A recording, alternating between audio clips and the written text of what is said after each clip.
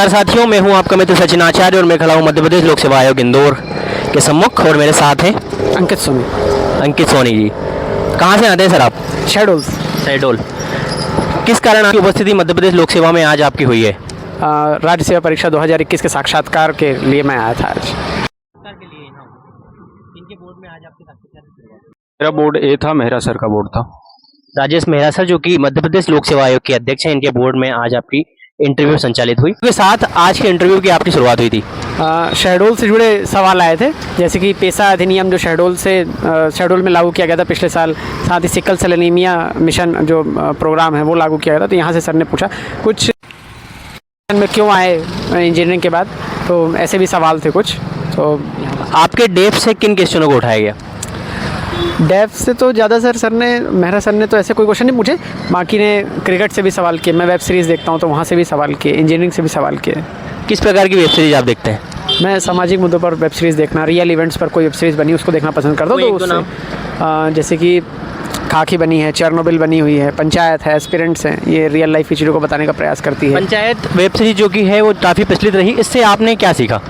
Grass root level पर किस तरीके से पंचायत में काम होते हैं, क्या क्या उनकी समस्याएं होती हैं, कैसे लोकल लेवल पर ब्यूरोक्रेसी उनका हल निकालने का प्रयास करती है, इससे जुड़े सवाल। सिकल एनीमिया प्रोग्राम कब तक भारत सरकार का जो है लक्ष्य रखा गया है इसको समाप्त करने का? 2047 तक इसे उन्मूलन करने का प्रयास है। क्या इसके साथ और कोई अन्य बीमारियों को भी जोड़ा गया है?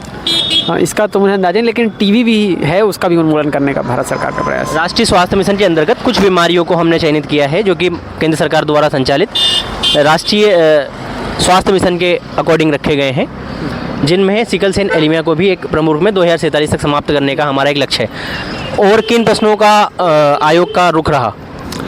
डेफ को कवर करने का प्रयास है, जो करंट के मुद्दे हैं उन पर बात करने का प्रयास है, और आपके बैकग्राउंड से है, जैसे अगर किसी ने बीएड किया हुआ है तो एजुकेशन पॉलिसी से सवाल है, सिटीजनशिप अमेंडमेंट एक्ट से भी सवाल पूछा गया था मेरे से, वो भी मैंने बताया।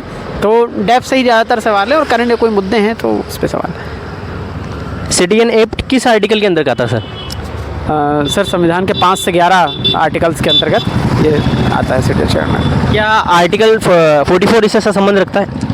आर्टिकल 44 यूनिफॉर्म सिविल कोड से है, तो इसका सिटीजनशिप से कोई संबंध नहीं। ठीक। शहडोल से लेके प्रमुख किन क्वेश्चनों को उठाया गया? शहडोल से जो ये प्रोग्राम चालू हुए, पैसा पूछा तो मैंने उन्हें बताया कि शहडोल से जो है उन्होंने लागू किया था शहडोल से ही, तो ये बात मैंने उनको बताई तो पेशा एक्ट क्या होता है? पंचायत को ट्राइबल क्षेत्रों में शेड्यूल्ड एरियाज़ में और मजबूत बनाने के लिए, ग्राम सभा को और ज़्यादा स्ट्रेंथन करने के लिए 1996 में पेशा अधिनियम लाया गया था। तो वैसे सब 1996 में पेशा प्रचलित रहा है और ग्रामीण क्षेत्र में पंचायत के स्तर पर, पंचायती स्तर पर अपनी ग्रामीण पंचायत को कैसे और सशक्त बनाया जाए, इन कार्यों को लेकर पेशा एक्ट की नीति लाई सरकार के द्वारा लाई गई, जिसको पिछले वर्ष लागू किया गया। आप शहडोल से आते हैं, क्या शहडोल की प्रमुखता है? शहडोल एमपी के लिए इकोनॉमिक पॉइंट ऑफ व्यू से कोल का एक्सट्रैक्शन होता है सबसे ज़्यादा वहाँ से, है ना, कोयले की खदान सबसे ज़्यादा मात्रा वहाँ पाई जाती है, तो इस पॉइंट ऑफ व्यू से इम्पोर्टेंट। ट्राइबल क्षेत्र है तो जनसांख्यिकी जो है उस क्षेत्र की इम्पोर्टेंट हो जाती है अपने आप में, फॉरेस्ट का बचाव होता है ट्राइब्स होने की वजह से, तो शहडोल। और दूसरी हिस्टोरिक इवेंट्स भी हैं, कई ऐसे टूरिस्ट क्षेत्र भी शहडोल में पाए जाते हैं, है ना। तो ट्राइब्स किस प्रकार से संरक्षण कर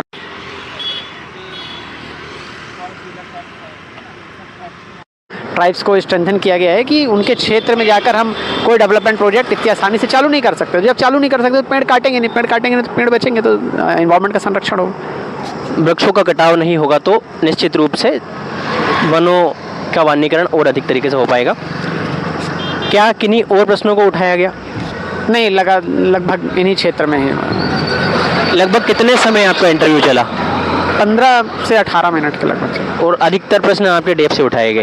डेफ से उठाएगा, करंट के मुद्दों से उठाएगा। आगामी जो अभ्यर्थी आप जैसे ही हैं जिनको अपने साक्षात्कार के लिए आयोग के समक्ष उपस्थित होना है, उन्हें क्या समझाइश या क्या सुझाव आप देना चाहेंगे? वैसे तो मैं सेलेक्ट नहीं हुआ तो मैं क्या बोलूँ, लेकिन ये है कि हाँ, डेफ रेडी करेंगे तो ज़्यादा बेहतर तरीके से जवाब दे पाएंगे ये। और करंट को तो देखना ही देखना है। किसी करंट में किस प्रकार के प्रश्नों को आपसे पूछा गया? Citizenship amendment act, national health mission वगैरह, सिकल सेल एनीमिया, पेशा, है ना, इनसे ज़्यादातर सवाल। क्या एपमी पीएससी के सिलेबस से किन्हीं क्वेश्चनों को पूछा गया? नहीं है सर, सिलेबस से कोई क्वेश्चन नहीं था। हिस्ट्री, ज्योग्राफी या संविधान से मेरे से नहीं पूछे जा रहे हैं, बट मेरे से जो है इससे सवाल नहीं हुए इस क्षेत्र। अभ्यर्थी को बाहर जो मॉक इंटरव्यूज देते हैं उनकी ओर ज़्यादा ध्यान आकर्षण करना चाहिए या स्वयं के ऊपर ज़्यादा ध्यान देना चाहिए? नहीं, बिल्कुल मॉक देने चाहिए। मॉक देने से जो हेजिटेशन है वो खत्म होता है, तो मॉक देना चाहिए, वो फ़ायदेमंद होते हैं। सवाल और बहुत सारे सवाल ऐसे हैं जो मेरे मॉक में थे, यहाँ भी थे, तो पर्सनैलिटी डेवलप करने में मॉक का बहुत बड़ा हाथ है, तो मुझे ऐसा लगता है मॉक देनी चाहिए। कहाँ कहाँ मॉक दिए हैं आपने? सर अभी तो कोचिंग संस्थानों का नाम नहीं ले पाऊँगा, लेकिन हाँ जो प्रचलित कोचिंग संस्थान है इंदौर की, वहाँ मैंने मॉक दिए हैं लगभग सारी। क्या प्रभाव पड़ के इंटरव्यू पे आज का? हेजिटेशन कम होता है, जो हेड मूवमेंट है प्रॉपर होता है, आई कांटेक्ट प्रॉपर रहता है, सवालों के जवाब देने में थोड़ा मजबूती सी आ जाती है अंदर से, तो ये सब फ़ायदे हैं मॉक में। प्रवेश करते समय इंटरव्यू कैंडिडेट को किन बातों का ध्यान रखना चाहिए? प्रॉपरली एंट्री के लिए मैं आई कम इन सर बोले, और वॉइस का लेवल इतना हो कि उनको सुनाई दे। आने के बाद चेयर के पास आके आप उनको ग्रीट करें, ग्रीट करने के बाद जब वो बैठने के लिए बोलें तो फिर बैठें, तो फिर वो प्रक्रिया वो चालू होगी इंटरव्यू।